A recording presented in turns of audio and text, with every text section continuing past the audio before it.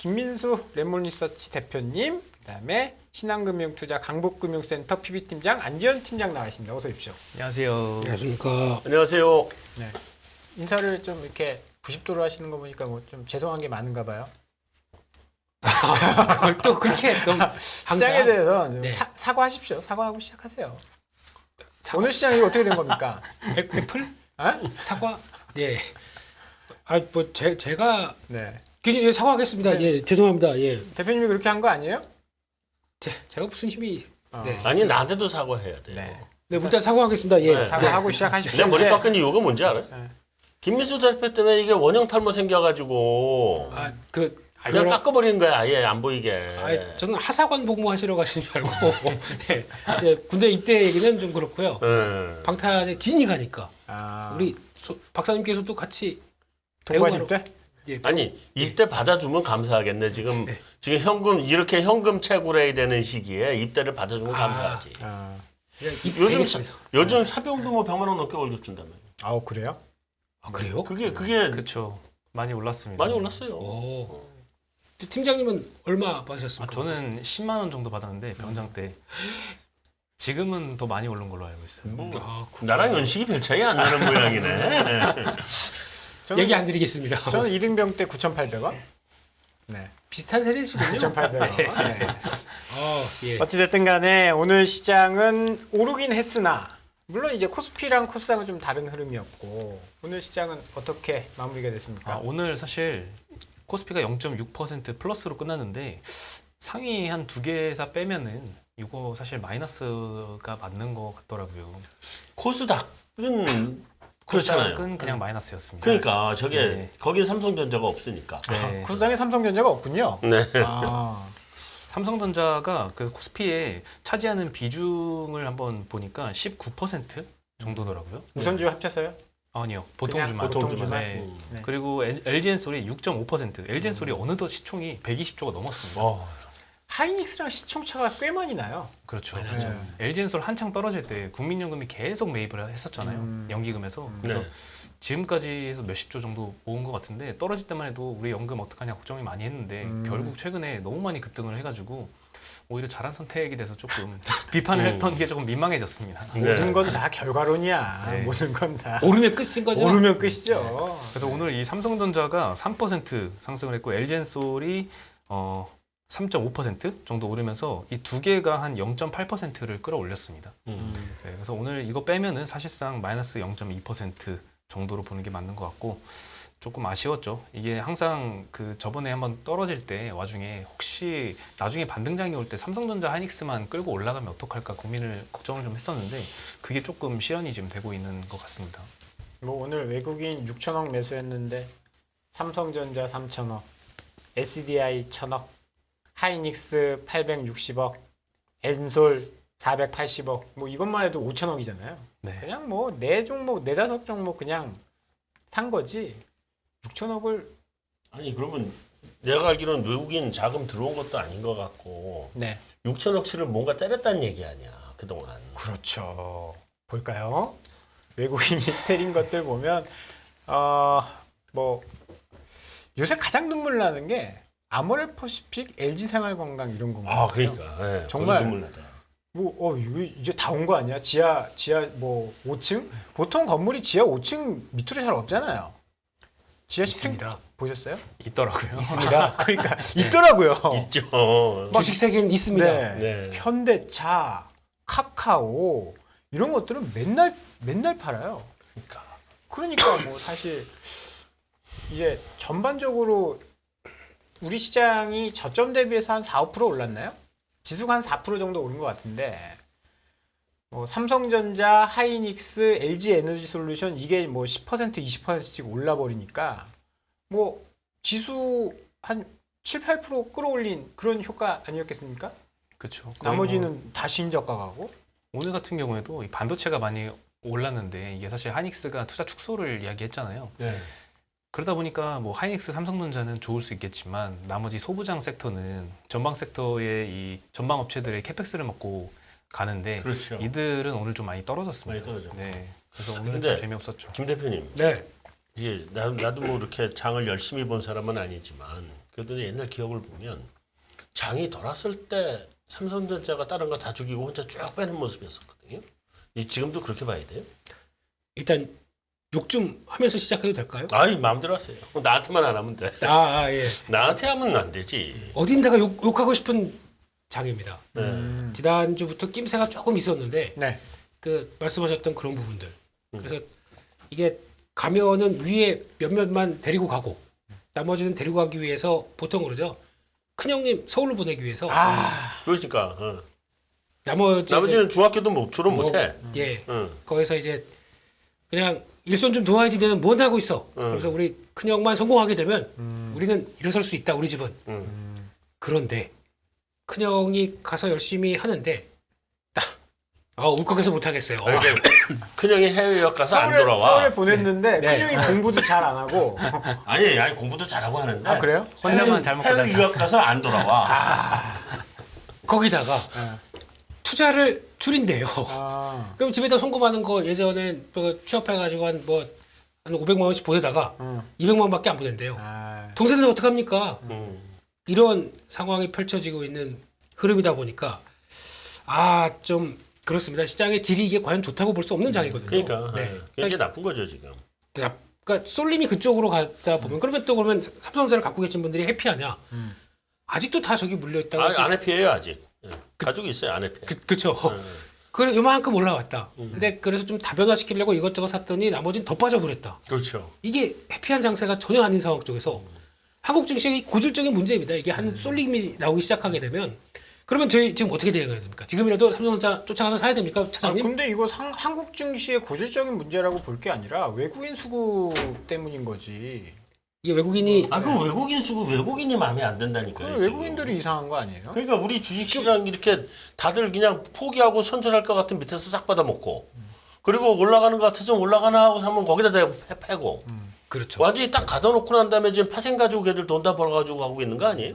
거기다가 오늘은 또 장중에 한 13,000개까지 매수가 선물 매수 확 들어오더라고요. 네. 이게 지금 10월달 기준으로 한 3만 개 정도 매도가 있었거든요.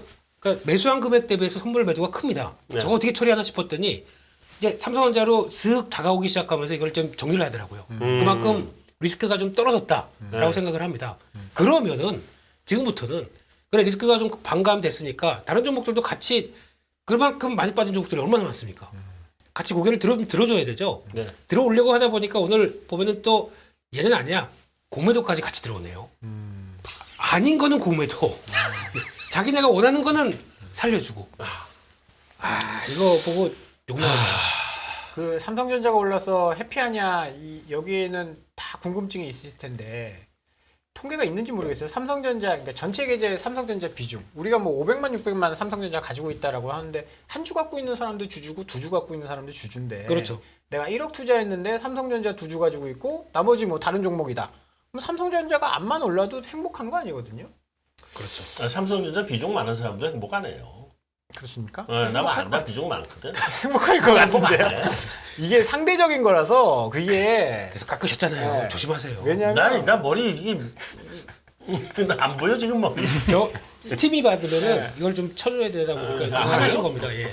보통 고객들 비중이 어때요? 삼성전자가 전체 계좌에서 차지하는 포지션이 몇 퍼센트 정도? 그거는 너무 천차만별이어가지고 사람마다 다르죠. 네. 대충 감으로라도 대충 영업정에 감으로요. 있으니까 그래도 지금 그러니까 시총 비중만큼 되지는 않을 거 아니에요. 20%가 넘는다? 전체가 통계로 봤을 때 20%가 전체로는 넘는다? 안 될 것 같은데요. 그럴 수가 없는 게 외국인이 50% 지금 좀 떨어지긴 했지만 50% 가지고 있고 물론 대주주 그렇겠죠. 지분도 있고 그럼 기관 그렇죠. 가지고도 있는 게 있는데 개인들이 물론 주주들은 많아도 음. 비중은 그렇게 크지 않은 것 같아요. 그러니까요. 이게 삼성전자가 오른다고 해서 행복한 시장이 아니다라는 거죠. 거기다 비중을 대충 이렇게 뉘앙스를 보다 보니까 비중은 네카오가 더 많고요. 그렇죠. 네. 그리고 만약에 삼성전자가 흔들리면서 오히려 물을 SK하이닉스를 타신 분들도 계시고, 그러니까 금액상으로는 오히려 SK하이닉스가 많으신 분도 계시고, 근데 절대적으로는 네이버 카카오도 만만치 않다 보니까 네. 계좌가 다 거기 서 있는데 계속 쳇바퀴 돌듯이. 그렇죠. 근데 다 같이 동반 침몰하다가 삼성전자가 올라와서 좀 되나 하고 계좌를 펴봤더니 네이버 카카오는 아직도 저 모양. 아이고. 그러니까 전혀 지금 도움이 안 되는 상황들이 펼쳐지고 있는 거죠. 사실 오늘 네이버 카카오는 좀 올랐어야 되는 날이거든요. 왜냐면 그쵸. 국채 금리가 조금 안정화되면서 그쵸. 이제 성장주들 반등이 나와야 되는 시점인데 그쵸. 하필 그 미국 빅테크 실적이 이게 알파벳이 끝나고 좀 안 좋다 보니까 미국 선물이 뭐 나스닥 마이너스 2% 장중에 이렇게 왔다 갔다 하다 보니까 네이버 카카오도 좀 영향을 많이 받은 것 같아요. 알파벳이 실적이 안 좋았잖아요. 안 좋았고 네. 거기다가 개인들 다 손절한 게임주가 올라가고 있어요. 이런 또 저희 것만 다 피해가고 있는 이런 현상들. 네, 알파벳은 그럴만도 하죠. 솔직히 그 전 세계에서 그러니까 달러 강세가 됐었을 때 해외에서 주 매출이 삼아서 이제 돌아와서 환산하게 된다. 당연히 더 안 나왔겠죠. 근데 그런 부분들이 반영되는데 거기다가 이제 인도에서도 이제 과징금 맞네요.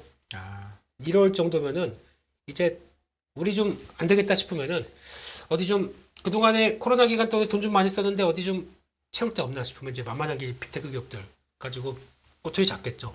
과징금 리스크도 좀 있을 것 같습니다. 앞으로는 우리나라에는 없을까요? 우리나라도 망사용료 그러니까요. 이거 가지고 이제 또 나오고 있는 거 보니까 이래저래 그리고 또 예전에 보시게 되면 요즘 유튜브 많이 보시나요? 아 유튜브 많이 보셔야죠. 아이고, 지금 예. 유튜브 큰일 나버렸네. 무슨 왜 이러세요? 아 예. 유튜브 쪽인데 많이 떨어졌대요. 네. 유튜브 역성장했더라고요. 네 쪽이 떨어지다 보니까 광고 수입 그만큼 떨어지는 거고 이게 또 얘기 나오게 되면 아무래도 이제 과거에 코로나19 때 그래도 좀 성장을 구가했던 쪽이 이제 벌써 넷플릭스가 한번 얘기가 나왔었고 그리고 이제 유튜브도 영향을 받는 이런 상황이 아닌가 싶어서 이제 실적에 반영되는 과정 같습니다. 그러다 보니까 우리나라 인터넷 기업들도 별로 좀 안 좋았고 참 이래저래 타이밍이 안 좋은 것 같습니다. 마이크로소프트도 시간외로 급락, 알파벳도 급락 이러니까 뭐 전반적으로 오늘 시장은 약간 타이밍이 좀 좋지 않아서 근데 내일은 네. 좀 기대해봐도 되지 않을까요? 지금 요 장 끝나고 보니까 외환 시장이 좀 많이 안정화되고 있더라고요. 1,420원도 좀 깨져서 네. 19원대, NDF 에서? 18원대 네 가고 있고 뭐 위안화도 좀 떨어지고 있고 10원대로 내려왔더라고요. 유로 달러 환율도 페리티 복귀했습니다. 1을 오케이. 넘었어요. 근데 나 그 NDF 저기 한동안 많이 봤어요. 네. 장 끝나고. 왜냐면 그거 굉장히 중요하잖아. 그래서 그냥 눈 빠지게 그것만 본 적도 있어. 최근에도 그랬는데 그렇게 가다가 장 시작할 때쯤 되면 다시 올라 있더라고. 그러니까 못 믿겠더라고 NDF. 그리고 또 하나 내일은 메타가 있습니다. 아 네 여기까지. 뭐 무슨 메타요? 실적 발표요? 실적 발표. 실적 발표. 네. 네. 아니 뭐 알파벳 안 좋았으니까 당연히 메타는 더 안 좋게 나오겠죠? 뭐 전혀 기대감이 없습니다. 네, 그런 상황에 이제 목요일 날 애플하고 아마존 보자 이런 입장입니다 지금 시장. 그러니까 메타는 기대감이 너무 없어서 네. 혹시 어닝 서프라이즈 나오지 않을까? 아, 너무 이렇게 낮춰놓다 기대를 다 보니까. 낮춰놨으니까 네. 메타 지금 거기서 아무도 혹시- 기대 안 하잖아 메타는. 네, 근데 최근에 나온 뭐 뉴스 보다 보니까 네. 메타가 구성한 환경에서 메타가 그 메타버스죠. 네. 네, 걔네가 만든 환경에서 예상했던 숫자의 10분의 1밖에 안 들어온답니다. 그러니까 메타버스를 거의 뭐 지금 뭐 엄청 쏟아붓다며요. 거기다 이제 기기까지 오늘 보면 이제 그러니까. 나올 겁니다. 네, 그것까지 딱 만들어놨는데 초기 개발 비용하고 이런 거 다 해서 하게 되면은 일단은 비용이 더 많지 않을까요? 그러니까 돈은 제일 많이 넣었는데 실적은 하나도 안 나온다. 네, 그 얘기더라고요. 네. 무슨 일일까요? 지금 여기에서 NDF 위안화가 7.1까지 떨어졌네요. 7.3에서. 내일 한번 기대를 해보죠 그러면. 기대를 해보고. 그 밤새 하고 난 다음에 아침에 장 열리기 직전에 봐야 된다니까. 그럼 내일 아침에 한번 내가 그거 많이 봤어. 보도록 하고요. 하이닉스가 어닝 쇼크가 나왔습니다. 아침에 이것도 사실 시장에 물론 이제 하이닉스는 안 빠졌지만 시장에 굉장히 충격을 줬을 것 같아요. 이게 그냥 쇼크가 아니고 쇼크, 빅 쇼크. 그렇죠. 네. 네. 아니 네. 23%나 그 전망치 대비해서 적게 나왔잖아요. 무지개 낙비 나왔죠? 네. 영업이익 뭐 컨센서스가 2.1조였는데 1.6조대가 나왔으니까 많이 미달을 하긴 많이 매달했죠. 했습니다. 근데 주가가 영향이 없었던 게 그 이후에 있었던 좀 컨퍼런스 콜에서 투자 축소를 생각보다 굉장히 세게 이야기하더라고요. 금융위기 때 수준 정도의 축소를 하겠다. 네. 50% 이상 축소를 하겠다고 언급을 했거든요. 그래서 삼성전자가 오히려 반사수의 기대감 때문에 더 많이 올랐고 네. 하이닉스도 장중에는 뭐 2% 가까이 올랐었다가 네. 거의 뭐 끝날 때는 0.4% 정도만 올라서 끝나긴 했습니다. 근데 이렇게 되니까 제일 타격은 이제 캐펙스를 줄이면 아무래도 소부장 업체들이 그래서 소부장 업체들이 오늘 대부분 다 많이 하락을 했고요. 뭐 하나머티리얼즈, 유니테스트, TSE, 해성 DS 그리고 그 좋던 기판 업체들도 오늘 뭐 4%대 가까이 이렇게 하락한 업체들도 좀 많이 있었습니다. BH 같은 건 반도체랑 관계 없는데 오늘 BH는 이따가 다시 이제 다른 이슈로 말씀을 드릴 건데 애플 벤더들이 오늘 다 안 좋았어요. 오늘 공매도 보셨습니까? 또 욕할 뻔했습니다. 무슨 일이 그럼 뭐 지금 얘기를 지금 해보죠. 해드릴까요? 네, 먼저 궁금하실까? 사실 궁금하시죠? 많이 빠진 게 공매도 이런 거 얘기 나오면 더 궁금하거든요. 오늘 사실 애플 벤더들 주가가 BH 8.6% 빠졌고 하이비전 시스템 4%, LG 이노텍도 2.5% 정도 빠졌는데 제 생각에는 큰 이슈는 없거든요. 특히나 이제 BH는 네. 실적도 굉장히 실적 좋았는데 어저께 좋았잖아요. 빠졌던 거는 네. 해외에서 네. 그 폭스콘 정저우에 있는 폭스콘 공장에서 2만 명대 확진자가 발생했다 이런 이야기가 인터넷에 좀 돌았다고 하더라고요. 설입니다. 루머입니다. 이거 뭐 루머 가지고 그 실적 그렇게 잘 나온 회사 중국- 10%씩 빠집니까? 중국 지금 확진자 50명씩 이렇게 나오는데 어떻게 2만 명이 걸려요? 그러게요. 그러면 폭스콘 난리 날 텐데. 그럼 중국 아예 그냥 다 문 닫았어요. 그러니까요. 2만 명 정도면요. 네. 이거 뉴스 이거- 보고 짜증이 이거 나가지고 아이고 이런 얘기는 가지고 오지도 그냥 펴놓고 마. 그때부터 그런 거 막 스물스물 나오기 전부터 이게 자 시작 게임을 시작하지 이러면서 좀 확 와 이거 보고 짜증 나가지고요. 네 이게 지금 한국 증시에 펼쳐지는 현상입니다. 뭐 좀 루머 같지도 않은 루머 펼쳐놓고 거기다가 고무대 막 때리면서 왜 빠져 그러면 그런 이상한 얘기 갖다 놓고 내가 보니까요. 네. 지금 시장 바닥이에요. 왜냐면 내가 머리를 밀었잖아. 나 포기했거든. 뭐, 나 그- 기권했거든. 그 다음 주에는 우리 김민수 대표님 밀시고 저 선생님 제 머리 소중합니다. 그다음에 제가 밀고 마지막에 우리 제가 할까요? 안 팀장 시장을 밀면 위해서 저희가 이제 내면 민머리로 다 한 명씩 밀면 이제 아니 나 정말 기권했다니까요. 점점 바닥에 가까우는 거죠. 오죽하면 한번 분위기라도 바꿔보자고 머리를 밀어버렸겠어. 그만큼 시장의 질이 안 좋다라는 이야기를 근데 하시는 거죠. SK하이닉스 이번에 컨퍼런스 콜하고 쭉 나왔던 내용들은 제가 보기에는 한 70%는 조용 내용이 되게 많아요. 그래서 체크해야 되는데 보통 빗그로스 관련해서 디램은 기대감이 없는데 네. 낸드는 내년에 20% 봅니다. 컨퍼런스 벌써 20% 본대 내년에? 네. 이거 생각보다 놀라운 수치거든요. 세네. 네. 그러면 안 이런- 좋은 거잖아요. 왜? 빅크로스가 수요가 그렇죠. 수요가 네, 공급이 아니라 예, 수요가 수요가. 20% 증가한다. 하반기 쪽에 좀 더 무게를 둔다 이런 얘기 나오거든요. 뭐 때문에요? 예. 그건 항상 전망하는 사람들 항상 그래요. 그러면 그건 넘어가고요. 그러니까 네. 뭐 때문에 그런지는 이야기를 해주셔요. 왜 빅크로스가 20%나? 저 하이닉스에서 나온 거기는 사람 근거가 아닙니다. 없죠. 네. 이제 컨퍼런스 콜에 나온 왜냐면- 얘기 중에서 왜냐면 우리가 지금 못 믿는 이유가 작년부터 글로벌 리서치 업체에서는 수요가 줄 것이다. 이 이야기를 했고 삼성전자 하이닉스 IR 할 때는 무조건 수요가 증가한다라고 서로 상반된 이야기를 했는데 그렇죠. 결국은 삼성전자 하이닉스가 틀린 거잖아요. 그러니까 IR을 믿을 수 없는 거죠. 그리고 이게 이제 기업에서 사업 계획을 세우면서 이제 회장님 보고 들어가잖아요. 자 내년에 우리 뭐 매출은 10% 성장하겠습니다. 그리고 뭐 앞으로 향후 5개년 동안에 100% 달성하겠습니다. 이 내년 상반기에는 2%, 5년 뒤에 50%. 다 그런 거예요. 이게. 5년 뒤에 있을지 없을지 모르니까. 그럼 근데 이게 의미가 있는 게 일단 뭐 그랬다고 하더라도 결국에는 결론적으로 보면 이렇다라고 하더라도 그러니까 그리고 여기 맞춰서 이제 사업 계획을 짤 거 아닙니까?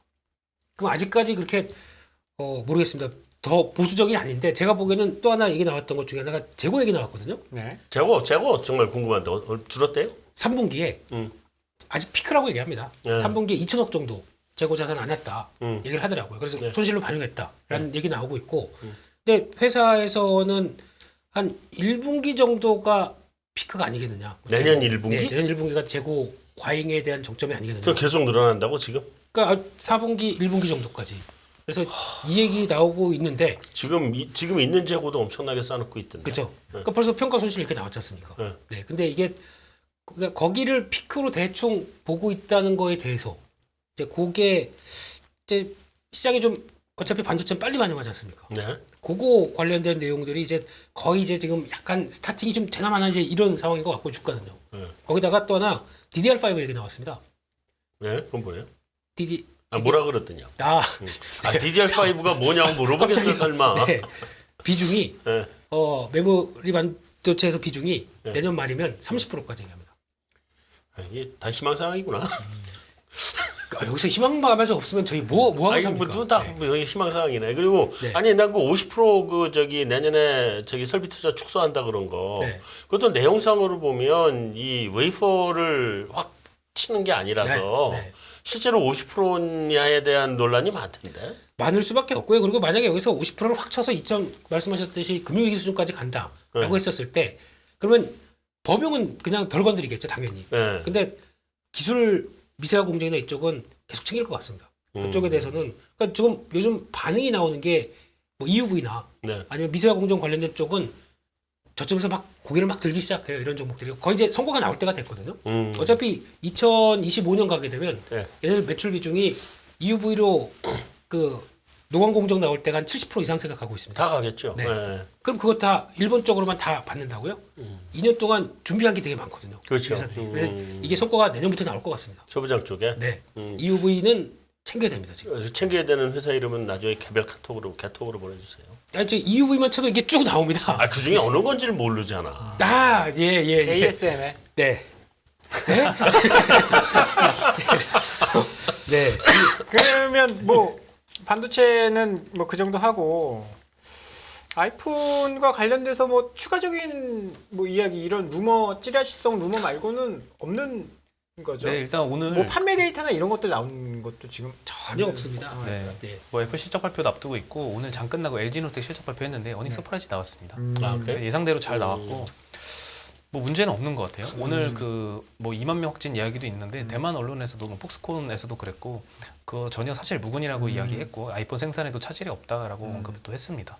지금 보면 최근에 애플 주가는 꽤 많이 올라왔더라고요. 테슬라랑 다르게 꽤 많이 올라온 상황인데 우리나라 주식들만 이렇게 떨어지는 거 보면 참 속이 답답하다라는 생각이 좀 드는 하루였습니다. 다음 주에 머리 밀고 오시라니까. 아니면 속 시원하게 진행자가 욕 좀 해주세요. 근데 저 머리 밀면 20대로 보여가지고 안 돼요. 그래. 진행의 무게가 떨어집니다. 봐드릴게요. 제 나이로 봐야 될 테니까. 그럴 수 없습니다. 네. 아시아나가 중국행 노선을 확대 발표하는데 누가 가나요? 지금? 그러게요. 오늘 사실 그 뭐 리오프닝이나 뭐 이런 것들 다 안 좋았거든요. 네. 근데 오늘 항공주들은 괜찮더라고요. 보니까 이제 중국 노선을 확대한다고 발표를 해서 오늘 주가는 뭐 나쁘진 않았는데 네.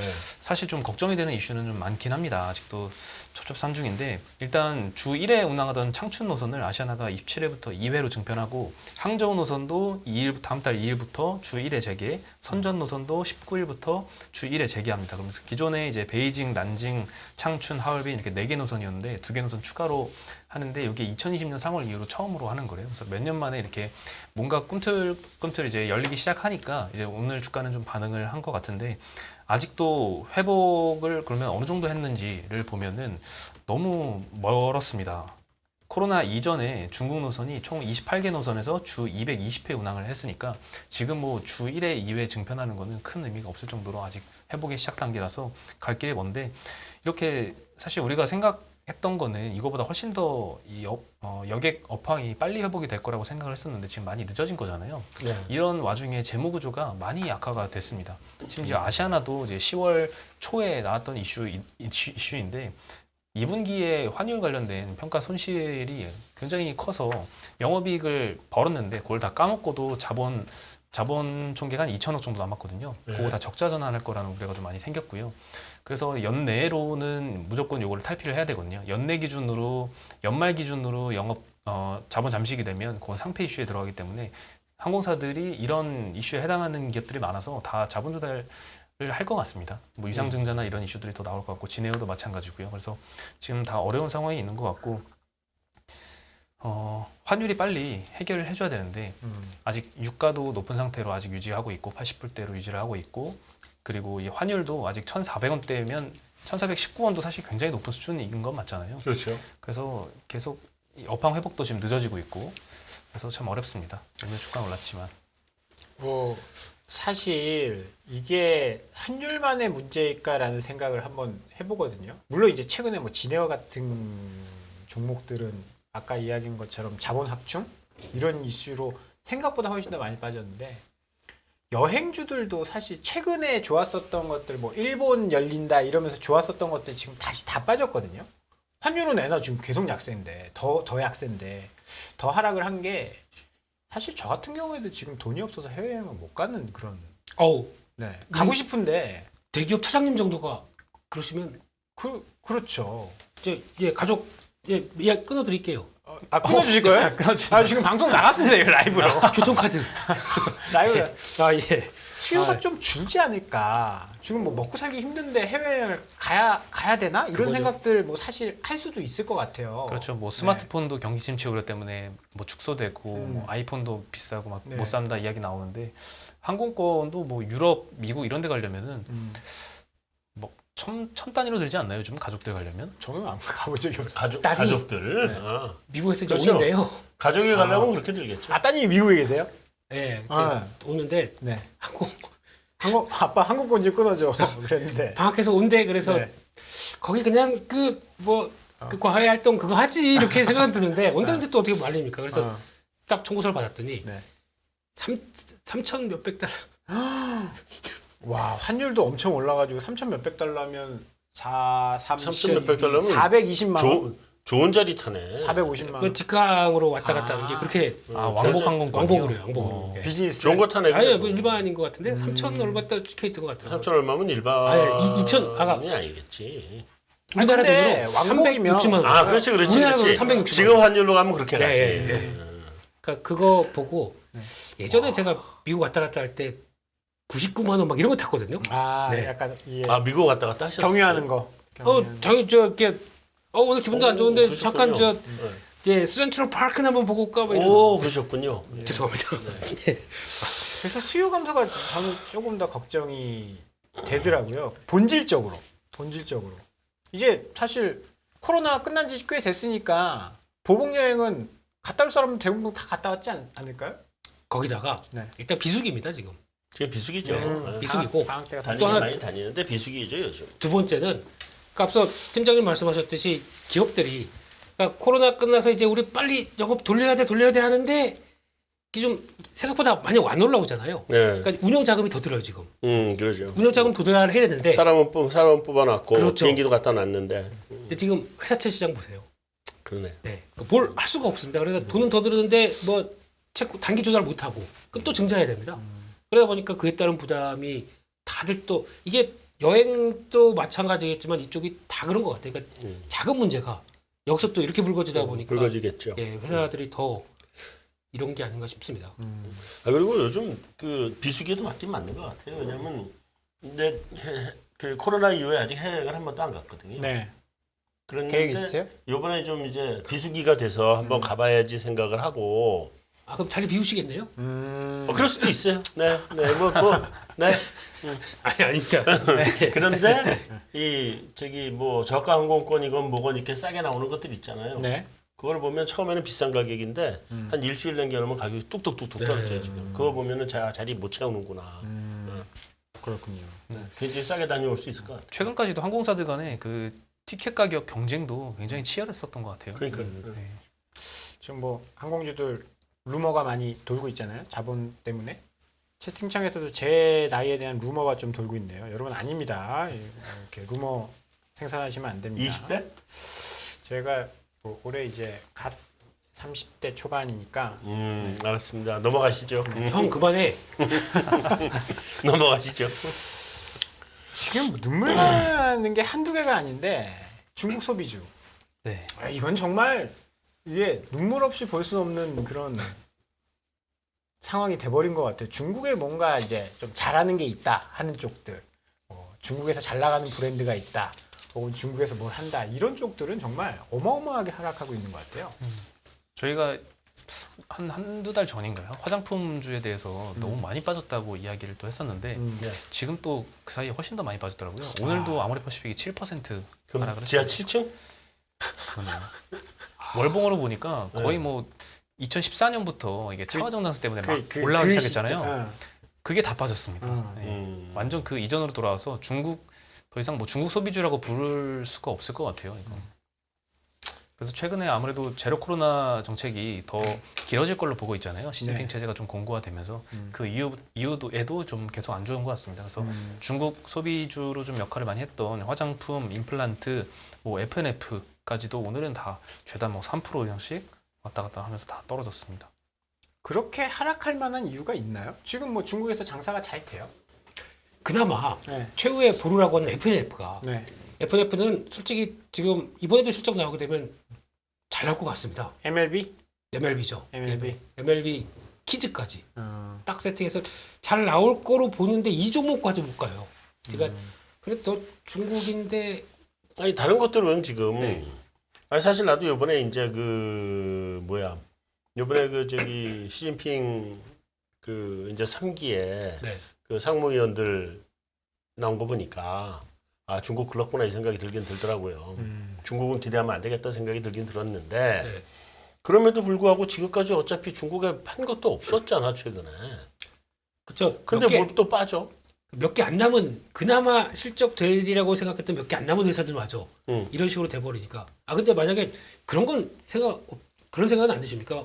어차피 이제 다 측근으로 모였습니다. 네. 그러면 도저히 안 되겠다. 우리 경기 부양으로 가자. 그러면 근데 또 확 올인하는 거 아닙니까? 아니 그러니까 나는 중국은 적당한 시기가 되면 이제 경기 부양으로 갈 거라고 보긴 봐요. 그게 이번이냐 아니면 요 내년 봄이냐로 생각을 하고 근데 내년 봄일 가능성이 높아졌다고 보긴 양호했대요? 하는데 예. 그러긴 하는데 근데 그럼에도 불구하고 지금 저렇게 사람들이 완전히 일사불란하게 자기 체제잖아요. 그렇죠. 저런 경우에는 이제 뭐 살린다 그러면 화끈하게 살리고 할 수는 있는데 네. 지금 저거는 대외적으로는 이게 고립주의로 가는 것 같거든. 그렇죠. 네, 그러면 우리나라 아무리 중국 경기 살려도 우리나라한테 올 떡밥이 있을까? 이게 조금 좀 걱정스럽긴 해요. 또 보면 요즘 많이 손절하는 것 같더라고요. 중국에 대해서는. 그러니까. 예, 뭐 예전에 비해서 수출 비중도 좀 떨어져 가고 네, 수출비는 많이 떨어졌죠. 많이 떨어졌습니다. 그래서 이걸 이제 돌리면서 이게 트렌드인 것 같더라고요. 그러니까 좀 그런 예. 것 같아요. 그래서 좀 여하튼 이번에는 좀 불안하더라고요. 나도. 그러면 투자자들은 어떻게 해야 되죠? 저가 매수해야 됩니까? 아니면 갖고 있는 사람은 손절을 해야 됩니까? 시청자 종목 상담 코너입니까? 그럼요.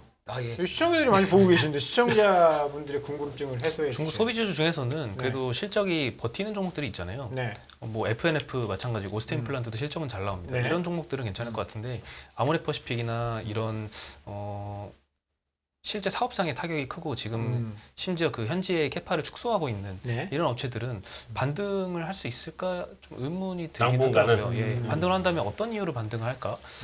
네. 저는 그런 생각이 들어요. 이제 어차피 이제 이 올해는 다 갔고요. 내년 봄이 들어오기 시작하게 되면 이제 리오프닝이 이제 거의 자연스럽게 될 거 아닙니까? 저희도 이제 그러겠죠. 마스크 안 쓰고 다니고 시작하게 되면 네. 그러면 그 외국인들이 그러니까 저희가 보통 외국인 하게 되면은 백인, 서양인 뭐 이런 분들 부터 까만 머리는 말고. 그 이제 지금까지는 중국이 거의 이제 관광객의 중심이 돼서 먹여 살렸지 않습니까? 그렇죠. 유커 뭐 네. 이런 쪽으로 들어왔었는데 이쪽이 많이 들어오지 않을까요? 이미 많이 들어오고는 있더라고요. 요즘 보면 깜짝 놀랍니다. 네. 근데 지하철에서도 보면은 그러니까 그런 분들이 3, 3, 5 모여가지고 그 백패커 갑자기 확 늘었어요. 네. 요즘 들어서. 그러니까 한국에 대해서 이제 진짜 궁금하신 분들 음. 와가지고 직접 뭐 시장 가고 뭘 하면서 나오는 분들이 많아지면 거기 수혜주가 뭘까요? 즉 요즘 그거 생각을 하고 뭐 그게 뭘까요, 팀장님? 서양인 관광객 들어왔을 때 네, 수혜주. 진짜 예 궁금해서 물어보는 거예요? 아니면 답을 알고 물어보는 거예요? 찾고 있습니다. 막 그게 그렇게 답을? 되면 뭘까 싶어가지고 그건 항공주 말고는 별로 안 보이는데. 그냥 항공주가 왜냐면 예. 근데 걔네 항공주겠지 우리 비행기 안 타면.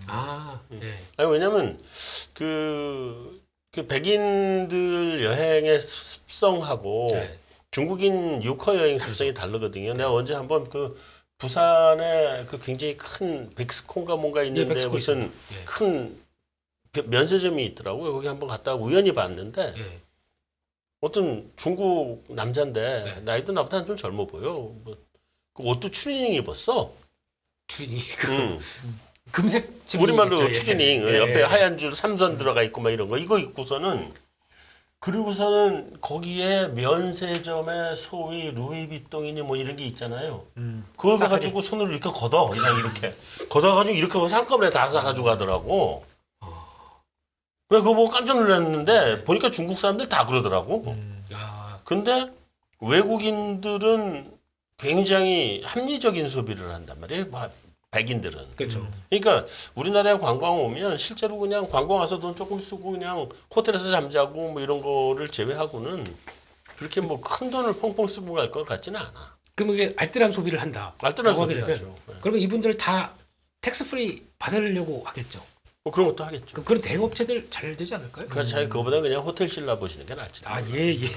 너무 많이 나가지 말라. 네. 예, 예. 아, 참 어려운 중국 시장, 중국 소비주고 우리가 지난주부터 이번 주 초까지 지난주까지 채권 시장이 요동을 치면서 조금 힘들었는데 뭐 미국이나 이런 데 올라오는데도 우리나라는 못 올라오고 막 힘들었었는데 이번 주 일요일 날 뭐 높으신 분들이 모여서 채권 시장 살리겠다고 50조 쏟아붓는다 그러면서 좀 금리는 안정됐잖아요. 어떻게 뭐 채권 시장은 좀 안정되어 있는 거죠? 안정되고 있는 것 같습니다. 그리고 조치가 매일매일 나오고 있는데 오늘도 네. 나왔고 내일도 새로 할 정책들도 있습니다. 근데 일단은 지금 한전채가 트리플 A 등급이거든요. 네. 요게 발행 금리가 6%로 발행됐습니다. 발행 성공했어요? 성공을 했는데 다 모집은 안 됐고요. 네. 2천억 모집에 600억만 모였습니다. 그게 성공. 6%요? 아, 네. 성공했다는 줄 근데 알고. 어쨌든 이 발행 금리가 6%로 결정됐다는 게 그러면 이 트리플 A가 6%면 네. 그보다 낮은 업체들은 도대체 얼마로 조달을 해야 되는 건가? 지금 뭐 10% 15% 줘도 자금 안 모인다 그러던데. 안 모이죠. 특히 단기 자금 시장일수록 안 모이고 전단체 같은 경우에는 미래에셋증권에서 지급 보증을 하면 A1이거든요. 제일 네. 높은 등급. 거기조차 7% 이상 금리로 발행이 되다가 최근에는 조금 떨어지고 있는 것 같아요. 그 상태에 되긴 된대요, 오히려. 되긴 됩니다. 네. 근데 그 실제 리테일에서도 그 한 두 달 전 이때만 해도 이런 전단체나 이런 거 나오면 굉장히 높은 금리는 한 방에 나왔거든요.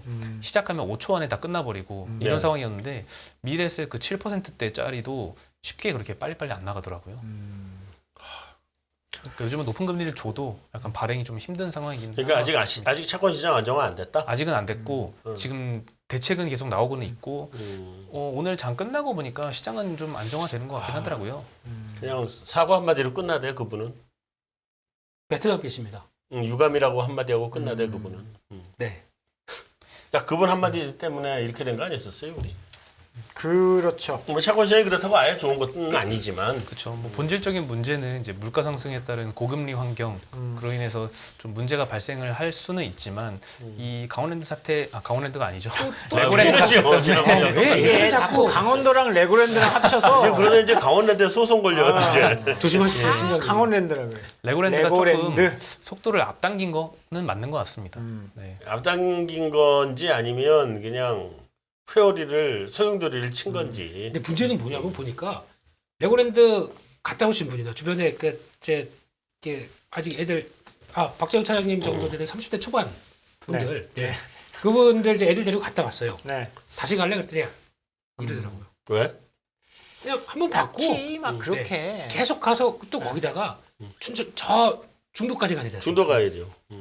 애들 또 다 데리고 그 고속도로 한번 올 때 막히고 이거 몇 번 하게 되면은 좀 됐다. 멀죠. 한 번 갔으니까 됐다.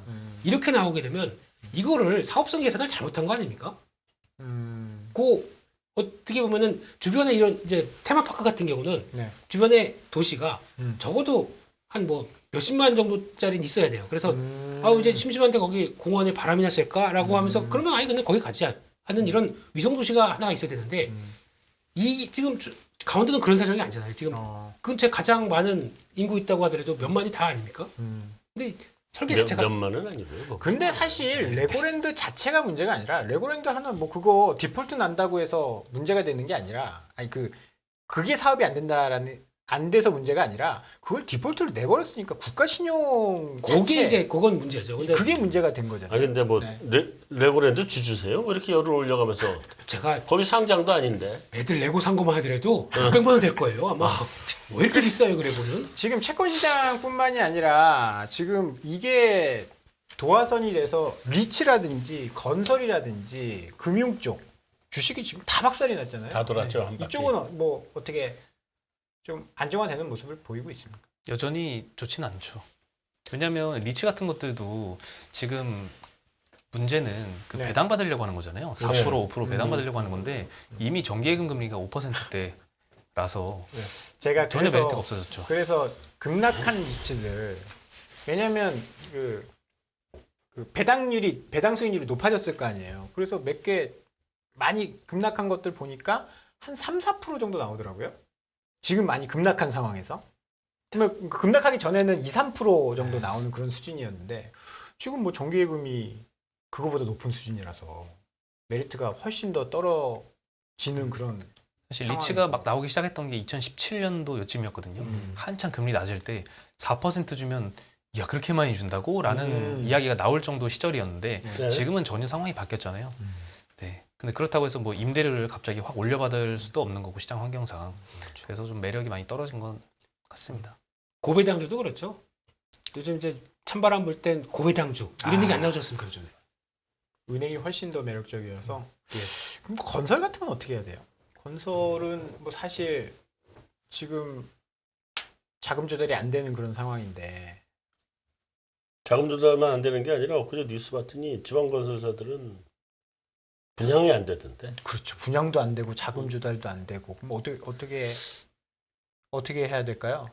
잘해야죠. 아, 그렇군요. 머리 깎으면 안 되겠구나, 저는요. 네. 아니 뭐 더 이상 할 말이 뭐가 있어 지금. 앞으로 조금 장기간 어려울 거다. 좀 좋지 않을 것 같아요. 이게 이제 이렇게 보시면 되는 게 건설은 이 주식시장은 미래 금리를 선반영하잖아요. 그렇죠. 네. 네. 미래 금리를 선반영해요. 그러니까 금리가 내려가기 시작한다 그러면 달릴 준비해야지. 그렇죠. 그잖아요. 네. 이미 달리는지도 몰라. 그렇죠. 이미 달리고 있겠죠. 네. 주식시장은. 부동산 시장은 경기에 후행하거든요. 경기에도 금리의 후행이 아니라 경기 후행이에요. 그러면 금리가 떨어진다는 거는 경기는 박살나고 있다는 얘기고 박살나고 있다는 거죠. 그거 나고 난 다음에 그 뒤에 부동산 시장 바닥이 나오거든요. 한참 뒤에. 그러면 주가가 반등하고도 한참 뒤에 바닥이 나올 수 있다라는 건설 경기는 건설 경기 그럴 수 좀 걸리겠죠. 이때까지 그래 왔고 2008년 금융위기 때도 2009년부터 주식은 반등했는데 그때부터 부동산은 13년까지. 좋지 않았죠. 야, 네. 참 어렵습니다. 좀 시간 걸려요. 네.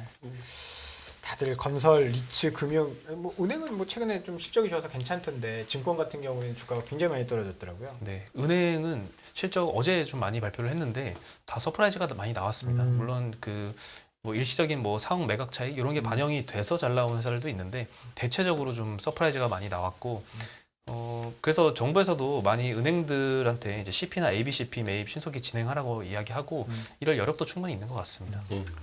어떻게 잘 가려서 위험을 잘 피해가야 되는 시장인 것 같습니다. 오늘 우리 주식시장에 대해서 두 분 말씀 잘 들었습니다. 다음 주에 또 뵙도록 하겠습니다. 감사합니다. 감사합니다. 수고하셨습니다.